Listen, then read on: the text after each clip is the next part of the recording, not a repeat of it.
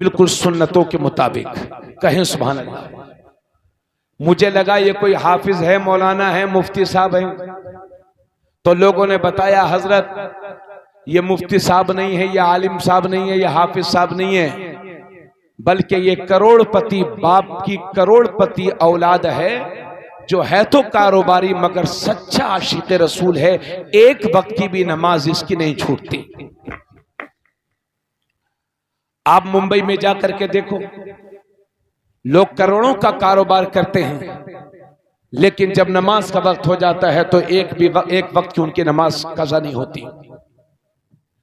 मैं integral university Lucknow गया था एक बार, मेरे खालाजाद भाई वहां एमबीबीएस कर रहे थे, तो मैंने देखा कि 2-3 बच्चे जा रहे हैं जो कुर्ता पजामा पहने हुए, चेहरे पर पूरी दाढ़ी है सुन्नत रसूल के मुताबिक, और कहीं जा रहे थे। तो मैंने अपने भाई से कहा, भाई ये लोग कौन है? मौलाना है, हाफिज कारी है? कहा ना भाई साहब, ये मौलाना हाफिज कारी नहीं है, बल्कि ये डॉक्टरी पढ़ रहे हैं, एमबीबीएस के स्टूडेंट हैं, मगर ये सच्चे पक्के मुसलमान हैं, एक भी वक्त की इनकी नमाज कज़ा नहीं होती है। जी, मैंने कितने लोगों को देखा कि दुनिया का हर काम छूट जाए मगर नमाज ना छूटे। इसलिए मैं अर्ज करता हूं मेरे दोस्तों, जिस तरीके से हमारे बदन को ग़िज़ा की जरूरत है, इसी तरह से हमारी रूहानी पाकीज़गी के लिए इबादत की जरूरत है। जैसे कोई सुबह का नाश्ता, दोपहर का खाना, शाम का खाना हमें नहीं बताता, पागल से पागल आदमी को भी दोपहर और शाम का खाना याद आ जाता है। इसी तरीके से नमाज को अपनी जिंदगी का लाज़मी हिस्सा बना लो। अल्लाह के नबी सल्लल्लाहु अलैहि वसल्लम ने इरशाद फरमाया था कि जो सुबह सुबह बाजार की तरफ जाता है तो वो शैतान का झंडा लेकर के जाता है, और जो सुबह सुबह मस्जिद की तरफ जाता है तो वो अल्लाह के दीन का झंडा लेकर के जाता है। अब तुम्हें यह फैसला करना है कि सुबह उठने के बाद आपको शैतान का झंडा उठाना है या अपने नबी के दीन का झंडा उठाना है। अच्छा, एक बात बताइए, आप लोगों में कुछ लोग ऐसे भी होंगे जिन्हें अल्लाह ने बहुत पैसे से नवाजा है, हर खुशी उनके पास है, मगर कभी कभी वो अपने आप में इतने उलझ जाते हैं कि सब कुछ होने के बाद भी उन्हें दुनिया में कुछ अच्छा नहीं लगता। उसकी वजह जानते हो? वजह है दिल का कालापन। जब गुनाह करते करते दिल स्याह हो जाता है, काला हो जाता है, तो लोगों को इबादत में मजा नहीं आता। इसलिए लोगों, अगर आपकी इस तरह की कैफियत हो गई है और जिंदगियों में सुकून चाहते हो, तो आओ अपना रिश्ता अपने अल्लाह से मजबूत कर लो, नमाज पंजगाना की आदतें डालो। अरे भाई, आप लोगों को नींद आ रही है क्या? आए? हम तो तकरीबन 15 रात से सही से सोए नहीं है। 2-4 रातें इसमें हमारी सफर में गुजरी, बाकी रोजाना अल्हम्दुलिल्लाह बयान करना होता है और अक्सर दिन में मदरसे में पढ़ाना भी होता है।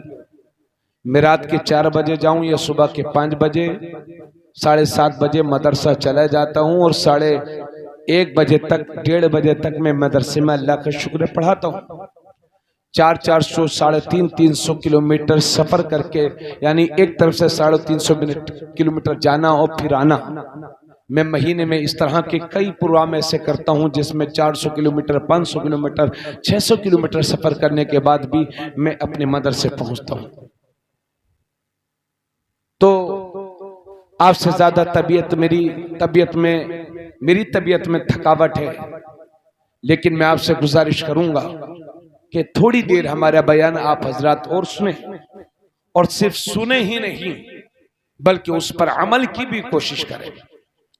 सुनते तो बहुत दिनों से आए हैं, अल्लाह करे हमेशा सुनते रहे, आप हमेशा सुनते रहे, मेरी ये दुआ है। आप अल्लाह पाक से दुआ करें और एक बार दुरूद शरीफ पढ़ें सल्लल्लाहु अलैहि अल्लाहुम्मा सल्ली अला सय्यिदिना मौलाना मुहम्मद व सल्लिम सलातो व सलामुन अलैका या रसूलल्लाह सल्लल्लाहु तआला अलैहि वसल्लम। अल्हम्दुलिल्लाह।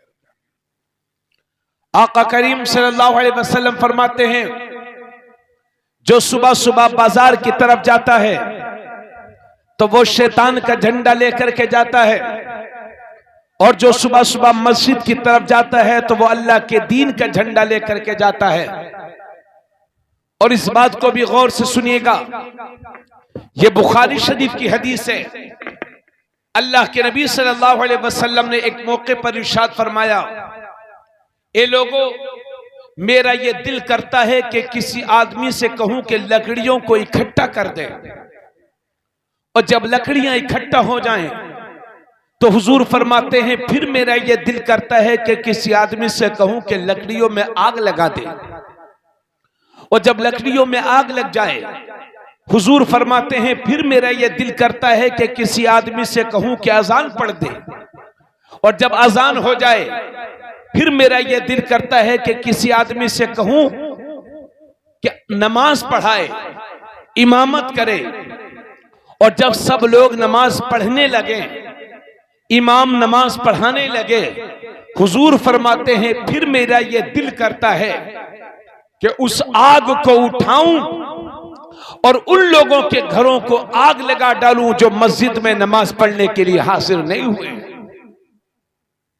ए मेरे भाइयों, सहाबा नमाजें नहीं छोड़ते थे, मगर ये मेरे नबी की नाराजगी उन लोगों से है जो जमात से साहब नमाज नहीं पढ़ते थे। अरे इधर देखिए भाई, बहुत सारे लोगों की आदत है कि नमाज तो पढ़ते हैं मगर जमात से कम पढ़ते हैं, और बाज लोगों की आदत है कि जरा सी बात में इमाम साहब से रिश्ता खत्म और मियां वो अपनी खुद की नमाज पढ़ रहे हैं। क्यों भाई? बोले हजरत इमाम साहब से हमारा दिल नहीं मिल रहा है। एक अभी हम रमजान शरीफ में अपने घर में थे पिछले साल, तो एक साहब को मैंने देखा फजर की नमाज के बाद, उनसे मुलाकात हुई। मैंने कहा चाचा मुलाकात नहीं होती आपसे? बोले आपसे तो, बोले मैं तो कहीं बाहर नहीं हूँ, गांव में ही हूँ। तो मैंने कहा चाचा मुलाकात नहीं होती? मैं तो 5 वक्त नमाज में आता हूँ, आपसे मुलाकात नहीं। बोले हाँ हजरत मैं भी 5 टाइम आता हूँ। तो मैंने कहा मेरी तो मुलाकात ही नहीं होती। बोले हजरत वो मैं नमाज अलग पढ़ता हूँ।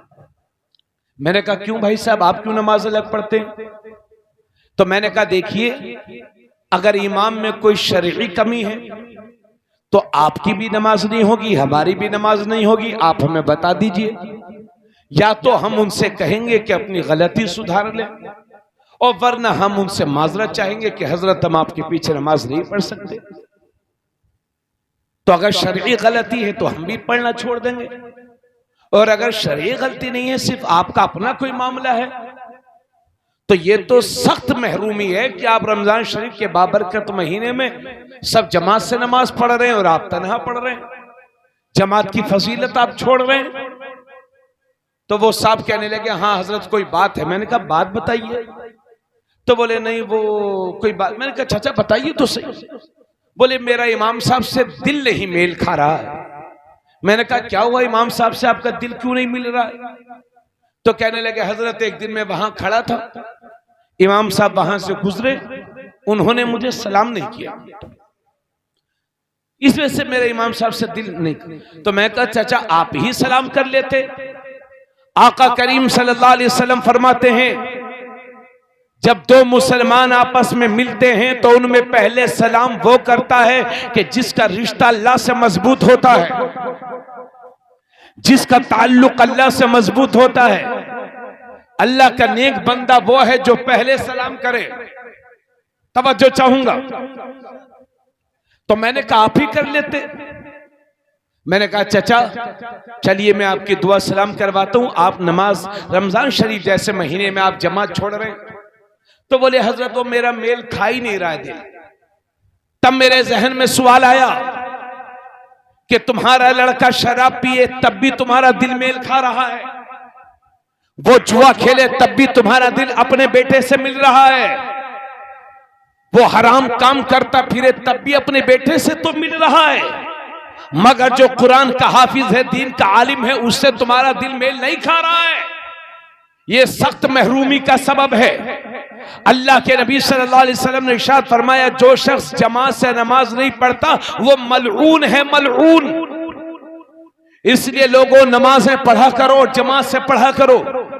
अल्लाह के नबी सल्लल्लाहु अलैहि वसल्लम ने हजरत अली से फरमाया था, ए अली, 3 कामों में कभी देर मत करना। इधर देखिए, 3 कामों में कभी देर मत करना। जब नमाज का वक्त हो जाए तो नमाज की अदायगी में देर मत करना। जब जनाजा तैयार हो जाए तो उसकी नमाज जनाजा पढ़ने में देर मत करना। और जब किसी बेवा का, विधवा का मुनासिब रिश्ता मिल जाए तो उसका निकाह करने में देर मत करना। बोलो सुभान अल्लाह। अरे तकरीर खत्म कर रहे हैं आप लोग तो परेशान हो गए, पता नहीं कितना परेशान हो गए, कुछ बोल ही नहीं रहे हैं आप लोग। हम तो बोल ही रहे हैं भाई, माशाल्लाह 1 बज गया, बस थोड़ा सी देर बयान और करेंगे। मुअज़्ज़ज़ सामईन, क्या फरमाया था मेरे नबी ने हजरत अली से? 3 कामों में कभी देर मत करना। नमाज का वक्त हो जाए तो नमाज की अदायगी में देर मत करना। जनाजा तैयार हो जाए तो नमाज जनाजा पढ़ने में देर मत करना। किसी बेवा का, विधवा का मुनासिब रिश्ता मिल जाए तो उसका निकाह करने में देर मत करना। आज अपने मुल्क में ऐसे भी लोग हैं जो नारा लगाते हैं, बेटी पढ़ाओ बेटी बचाओ। इधर देखिए, बेटी पढ़ाओ बेटी बचाओ। मगर इसी मुल्क में लाखों लोग ऐसे भी हैं कि अगर सुबह सुबह किसी बेवा पर नजर पड़ जाए तो वो कहते हैं हमारा आज का दिन खराब हो गया। किसी बेवा पर नजर पड़ गई, विधवा पर नजर पड़ गई। लोग बेवा को मनहूस समझते हैं और ये आदतें माज़अल्लाह मुसलमानों में भी आ गई हैं। अगर कोई बहू आए किसी घर में और उस घर के किसी आदमी का इंतकाल हो जाए तो बहू को मनहूस समझने लगते हैं। अरे भाई, जिसकी मौत का वक्त पूरा हो गया, दुनिया की कोई ताकत उसकी मौत को टाल नहीं सकती। बोलो। और अगर मरना ही मनहूसियत है तो मरने वाले को मनहूस होना चाहिए। माज़अल्लाह, ये जिंदा मनहूस कैसे हो गया? तो ये आदतें हमारे अंदर भी आ रही हैं। हमने बाज मुसलमानों को देखा है कि कार से जा रहे हैं, मोटरसाइकिल से जा रहे हैं, अगर सामने से बिल्ली गुजर जाए तो वहीं रुक जाते हैं कि ना कोई पहले दूसरा गुजरे तब हम गुजरेंगे। बिल्ली गुजर गई है सामने से। अरे भाई यार, जब छोटी सी बिल्ली गुजर रही है तो आपको क्या परेशानी है गुजरने में? आप भी गुजर जाइए। ये अकीदे की कमजोरी है। जिस कौम के पास बिस्मिल्लाह जैसा हथियार हो उसको जिंदगी के किसी भी मामले में परेशान नहीं होना चाहिए। जब भी परेशानी खड़ा देखे बिस्मिल्लाहिर्रहमानिर्रहीम पढ़ता जाए, आगे बढ़ता जाए, अल्लाह मंजिल मकसूद तक पहुंचा देगा। और ये मेरी बहनों, तुम्हारे साथ पहले भी खयानत हुई है, आज भी खयानत हो रही है। तो लोग दुनिया में बहुत सारे ऐसे हैं जो जबान से कहते हैं बेटी पढ़ाओ बेटी बचाओ, लेकिन दिल में विधवा औरत के लिए उनके दिलों में नफरत है। लेकिन कायनात में मेरा नबी ही एक ऐसी जात है कि जो दिल में है वही जबान पर है और जो जबान में है वही दिल में है। 25 साल के कुंवारे हैं मेरे नबी, तो मेरे नबी ने किसी मक्के की कुंवारी लड़की से शादी नहीं की, बल्कि 40 साल की बेवा हजरत खदीजतुल कुबरा, और वो भी एक शोहर से बेवा नहीं, 2-2 शोहरों से बेवा थी हजरत खदीजा। और मेरे नबी की उम्र 25 साल की है, हजरत खदीजा की उम्र 40 साल की है। मेरे नबी कुंवारे हैं और हजरत खदीजा 2-2 शोहरों से बेवा हैं। मेरे नबी ने एक बेवा से निकाह करके क़यामत तक के लिए बेवाओं की इज्जत की लाज रखी है। अल्लाह के नबी सल्लल्लाहु अलैहि वसल्लम इरशाद फरमाते हैं, मन कानत लहू सलासु बनात औ सलासु अखवात औ इब्नतान औ उख्तान फअहसन सुहबतहुन्ना वत्तक़ल्लाह फ़ीहिन्ना फलहुल जन्नह।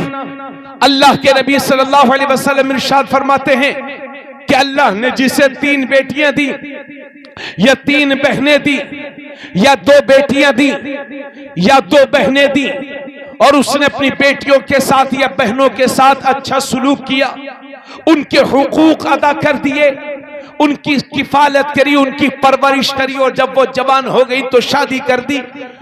हुजूर फरमाते हैं फलहुल जन्नह, उस शख्स के लिए जन्नत है।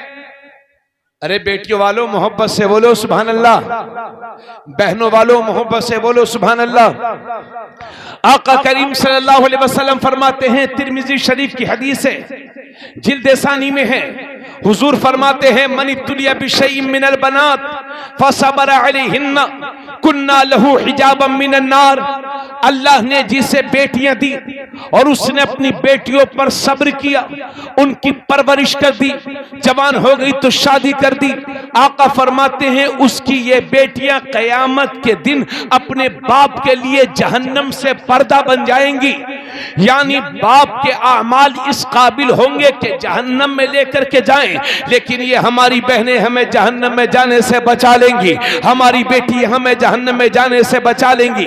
अल्लाह के नबी ने एक बार ये दाहिने हाथ उठाया और दाहिने हाथ की ये 2 उंगलियां उठाई तो मेरे नबी ने इरशाद फरमाया, मेरे बनी नबी ने इरशाद फरमाया मन आला जारियतैन, जिसने 2 बेटियों की परवरिश की तो वो और मैं जन्नत में इन 2 उंगलियों की तरह करीब करीब होंगे। सुभान अल्लाह सुभान अल्लाह। इसलिए लोगों, जब घरों में पोतियां पैदा हुआ करें तो मुंह न बिगाड़ा करो, जब बेटियां पैदा हुआ करें तो मुंह न बिगाड़ा करो। बाज लोगों को देखा गया है कि जब लड़के पैदा होते हैं तो लड्डू बढ़ते हैं और जब लड़कियां पैदा होती हैं तो चेहरों के जोग्राफिया बदल जाते हैं। और माज़अल्लाह ये बूढ़ी औरतें, दादी औरतें जो खुद भी लेडीज है, खुद भी औरत है, इन्हें भी पोता चाहिए। अगर पोती हो गई तो अपनी बहू को ही लान तान करना शुरू कर देती है।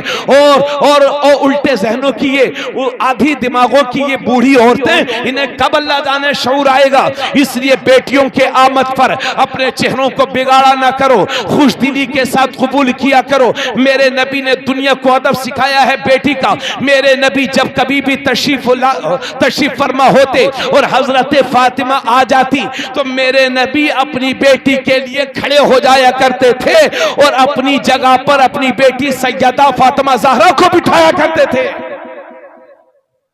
तो यह है बेटियों की शान, इस्लाम में यह है बेटियों की इज्जत। और मेरी बहन, इसलिए तू लुच्चे लफंगों के चक्कर में मत आना, नेताओं के चक्कर में मत आना। अगर तेरे लिए सबसे बड़ा कोई रहनुमा है, अगर तेरी इज्जत को बढ़ाने वाली कोई जात है तो वो मेरे नबी की जात है। और अभी 4-5 साल पहले मैंने किसी अखबार में पढ़ा था कि भारत का सुप्रीम कोर्ट यह कहता है कि बाप की जायदाद में जिस तरह से उसके बेटों का हक है, इसी तरह से उसकी बेटियों का भी हक है। यह भारत का सुप्रीम कोर्ट कहता है। लेकिन कुर्बान हो जाओ अपने नबी पर कि भारत का सुप्रीम कोर्ट जो बात आज कह रहा है वही बात 1400 साल पहले मदीने के दारुल हुकूमत से मेरे नबी दुनिया को मैसेज दे रहे हैं और फरमा रहे हैं कि बाप की जायदाद में जिस तरह से उसके बेटों का हक है, इसी तरह से उसकी बेटियों का भी हक है। सुभान अल्लाह माशाअल्लाह माशाअल्लाह। लेकिन देते हैं लोग बेटियों का हक। बड़े बड़े नेक परहेजगार लोगों को देखा गया है बेटियों का हक नहीं देते। क्यों? जहेज दे दिया, बेटी का हक अदा हो गया। ये जहेज की रस्में हमारे समाज में आ गई। बड़ा मुश्किल है इन चीजों के खिलाफ बोलना, मगर मुझे उम्मीद है अल्लाह की जात से कि कम से कम हक बयानी, आप हक बात आपके सामने पेश की जाए। ये लोगों, अगर खुदा हिम्मत दे तो बेटियों को बजाय जहेज के तुम्हारी जायदाद में जो उनका हिस्सा बनता है, अगर एक लड़का है एक लड़की, तो शरीयत ये कहती है कि लड़के को 2 हिस्से मिलेंगे और एक हिस्सा उसकी लड़की को मिलेगा। भाई से आधा हिस्सा अगर आदमी अपनी जायदाद में से, अपने माल में से अपनी बेटी का हक अदा करे तो ये जहेज की रस्में हमारी समाज से खत्म हो जाएगी। है ना। अगर किसी के पास 1 बीघा जमीन है तो वो उसके हिसाब से दे, किसी के पास 100 बीघा जमीन, तो इसमें कोई ये भी नहीं कहेगा कि उसने बहुत जहेज दिया, उसने कम जहेज दिया। इंशाअल्लाह मैं आपसे वादा करता हूं, अल्लाह और उसके रसूल, अल्लाह के रसूल को हाजिर और नाजिर जान करके, कि मैं अपनी बेटियों को जहेज दूं या ना दूं, लेकिन मेरी जायदाद में अल्लाह ने जो मेरी बेटियों का हक मुतय्यन कर रखा है, इंशाअल्लाह वो जरूर दूंगा। ए लोगों, रस्मों से बाहर निकलो और आओ अपने नबी के तरीके को अपनाओ, सुन्नतों के आमिल बनो। और हजरात, मैं अखबार भी पढ़ता हूं, मैं अक्सर पढ़ता रहता हूं कि बाप ने बेटे की, बेटे ने बाप की हत्या कर दी, और जब उसकी डिटेल में गए तो पता चला कि बाप ने जायदाद में हिस्सा देने से मना कर दिया था, जिसके नतीजे में बेटे ने बाप की हत्या कर दी। तो ये बेटे हैं कि अगर हिस्सा ना दो तो बाप की जान ले ले, और ये बेटियां हैं जो जानती हैं मेरी बाप की जायदाद में मेरा हिस्सा है, फिर भी नहीं मिलता, मगर रोती हुई और अपने बाप के गले से लग करके अपने घरों को रुखसत हो जाया करती हैं। इसलिए लोगों, बाप जब कभी भी बीमार होता है तो चाहे 4 बेटे निकम्मे साथ दें या ना साथ दें, लेकिन यह आपकी बेटी जिंदगी की आखिरी सांस तक आपका साथ देंगी।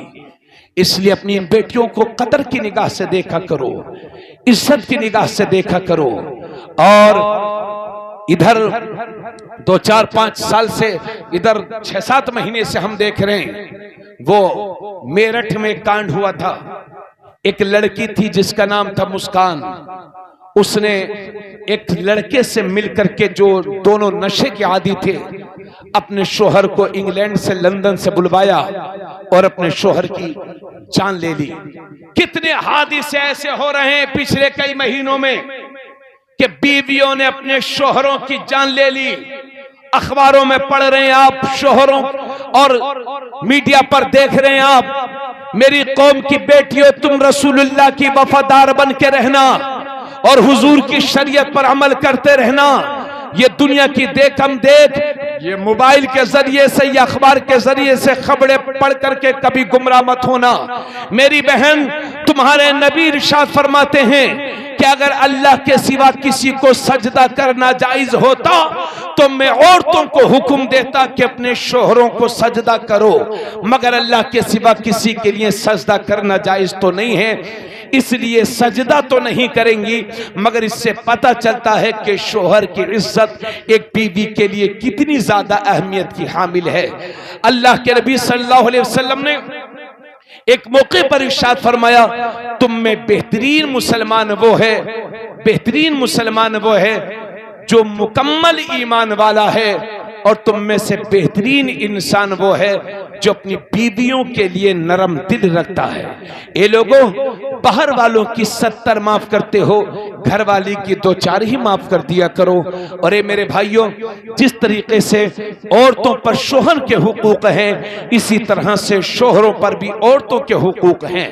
एक सहाबी अल्लाह के नबी की बारगाह में हाजिर हैं, अर्ज करते हैं, या रसूल अल्लाह सल्लल्लाहु अलैहि वसल्लम, हमारी बीवियों के हक हम पर क्या है?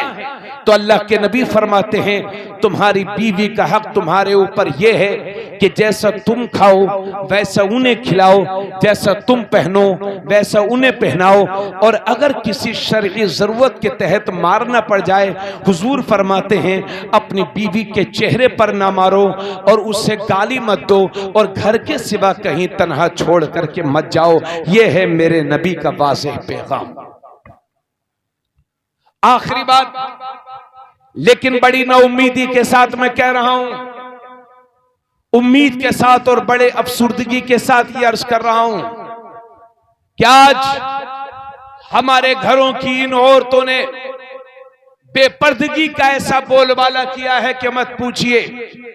शादी बिया के नाम पर जो नंगा नाच मुसलमानों के घरों में हो रहा है वो नाकाबिले माफी जुर्म है। रात रात भर डीजे, गाना बाजे और औरतों की नाच, औरतों का नाचना, हाँ, और किसी की नहीं सुनती। ना इमाम साहब की सुनेंगी, ना मौलाना साहब की सुनेंगी, ना अपने घर के बड़े की सुनेंगी। माज़अल्लाह सर्दियों में भी आधी आधी आस्तीन के कपड़े पहनी हुई हैं, क्योंकि इन्हें नया फैशन चाहिए, किसी की नहीं सुनेंगी। और अगर कोई मौलाना साहब इन्हें समझाए तो कहते हैं ये मौलाना लोग पुराने दिमाग के हैं, ये लोग तो हमारे घरों को हमारे लिए कैद खाना बनाना चाहते, जेल बनाना चाहते हैं। मेरी बहन, तू सैयदा फातिमा ज़हरा की कनीज है, वो फातिमा कि जब वो पुल सिरात से गुजरेंगी तो बातिने अर्श से निदा आएगी, महशर वालों अपनी गर्दनों को झुका लो, इसलिए कि 70,000 हूरों के झुरमुट में सैयदा फातिमा ज़हरा का गुजर होने वाला है। वो फातिमा कि जिन्होंने मौत के वक्त वसीयत की थी कि लोगों मेरे जनाजे को दिन में न उठाना, मेरे जनाजे को रात में उठाना, कहीं ऐसा न हो कि अगर मेरा जनाजा दिन में उठे तो किसी अजनबी मर्द की नजर मेरे जनाजे पर पड़ जाए। इसलिए मेरी बहनों, मैं तुमसे गुजारिश करूंगा कि अपने शोहरों की फरमाबरदारी करो, और आपके जरिए से ये पैगाम आपके घर तक पहुंचाना चाहता हूं।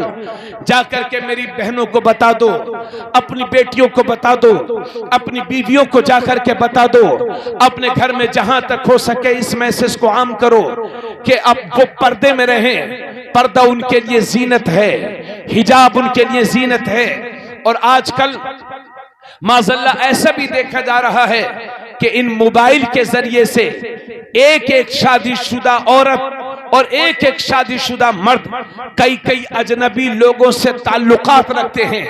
इसी मोबाइल की वजह से कितने लोगों के मर्डर हो गए, इस तीसरे की वजह से, इस तीसरे आदमी के घर में दुखूल और एंट्री, कितने लोगों के घर बर्बाद हो गए, हत्या तक हो गई, मर्डर हो गए। इसलिए लोगों, दोस्ती घर के बाहर किया करो, अपनी बहू बेटियों में अपने दोस्तों को ना दाखिल किया करो। इस्लाम ने जो तुम्हारे लिए हुदूद और लकीरें खींच दी हैं उन पर अमल करो, वरना इसका नुकसान आपको सख्ती के साथ उठाना पड़ेगा। आखिर में अपनी बहनों से ये कहूंगा कि मेरी बहनों, पर्दा करो, पर्दे में तुम्हारी इज्जतें महफूज हैं, पर्दा करो। मगर आजकल ये भी देखा जा रहा है कि बहुत सारे लोग जब तक वो गरीब रहते हैं तब तक उनकी औरतें बुर्का पहन के निकलती हैं और पर्दे में रहती हैं, मगर जैसे ही पैसा आया तो सेठ जी के मिजाज बदल गए, घर की औरतों के मिजाज बदल गए। अब वो बुर्के के बजाय वो जींस शर्ट पहने घूम रही हैं, और अगर कोई समझाए तो किसी की सुनने के लिए तैयार नहीं।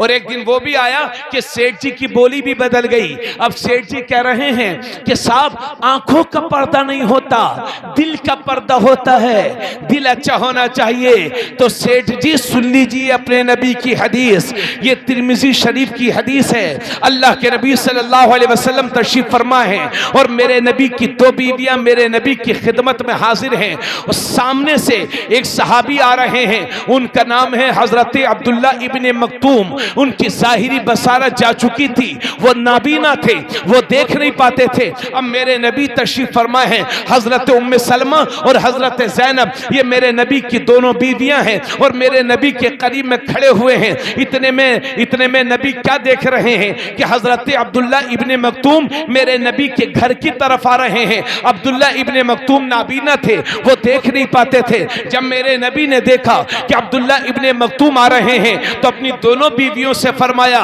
पर्दे में हो जाओ, आड़ कर लो, हिजाब कर लो। अब्दुल्ला इब्ने मक्तूम आ रहे हैं, अंदर चली जाओ, पर्दे में हो जाओ, आड़ कर लो। तो हजरत उम्मे सलमा से रहा ना गया, अर्ज करती है, या रसूल अल्लाह, ये अब्दुल्ला इब्ने मक्तूम ही तो हैं, ये तो नाबीना है, ये हमें देख थोड़ी रहे हैं। तो मेरे नबी फरमाते हैं, उम्मे सलमा, अगर ये तुम्हें नहीं देख रहे हैं तो तुम तो इनको देख रही हो। जब मेरा नबी अपनी बीवियों को एक नाबीना से पर्दा करने का हुक्म दे रहा है तो 1400 साल के बाद की हमारी बहन बेटियां आंखों वालों से पर्दा नहीं करेंगी।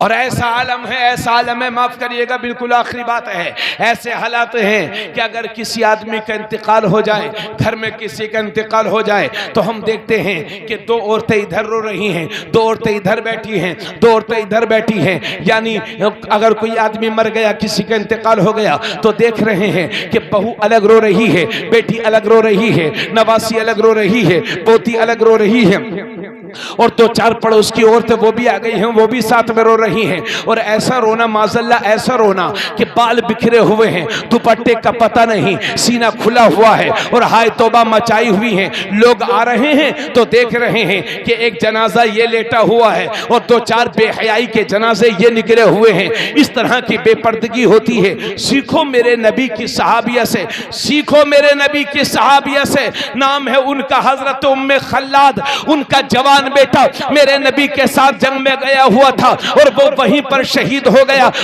वहीं पर उनका कत्ल कर दिया गया हजरत उम्मे खल्लाद के लड़के का। जब उनकी मां को पता चला, उम्मे खल्लाद को पता चला कि मेरा बेटा शहीद कर दिया गया है, मेरा बेटा कत्ल कर दिया गया है, तो पूरे पर्दे के साथ, पूरे हिजाब के साथ, पूरे इस्लामी वकार के साथ हुजूर की बारगाह में पहुंची। शिकायत करने नहीं गई थी, बल्कि अपने बेटे के ताल्लुक से एक मसला पूछने गई थी। जब सहाबा ने देखा कि उम्मे खल्लाद आई हैं, शहीद की मां आई है और ऐसी हालत में भी पर्दा करके आई है, हिजाब के साथ आई है, इस्लामिक शान के साथ आई है, तो एक सहाबी बोले, उम्मे खल्लाद तेरे जवान बेटे की लाश पड़ी हुई है और तूने इस हालत में भी पर्दा कर रखा है। तो उम्मे खल्लाद के तारीखी जुमले सुनिए, फरमाती है, ए मेरे नबी के सहाबा, मैंने बेटा ही तो खोया है, हया थोड़ी खोई है, इज्जत थोड़ी खोई है। ये है मेरे नबी की सहाबिया का पर्दा कि जवान बेटे की लाश पड़ी हुई है और ऐसी हालत में भी वो बेपर्दा हुजूर की बारगाह में हाजिर नहीं हुई। इसलिए मेरे अजीज, आप सबकी, हम सबकी ये जिम्मेदारी बनती है कि अपने घरों की औरतों को पर्दे की तलकीन करें, बगैर बुर्का के, बगैर पर्दा के उन्हें अपने घर से निकलने ना दें, सख्ती करें, हुजूर का फरमान भी सुनाएं, हदीस और कुरान का हवाला भी दें, समझाएं और दुआ भी करें, क्योंकि दुआएं तकदीर को संवार दिया करती हैं। और ये मेरे भाइयों, नमाज़े पंजगाना की आदत डालो।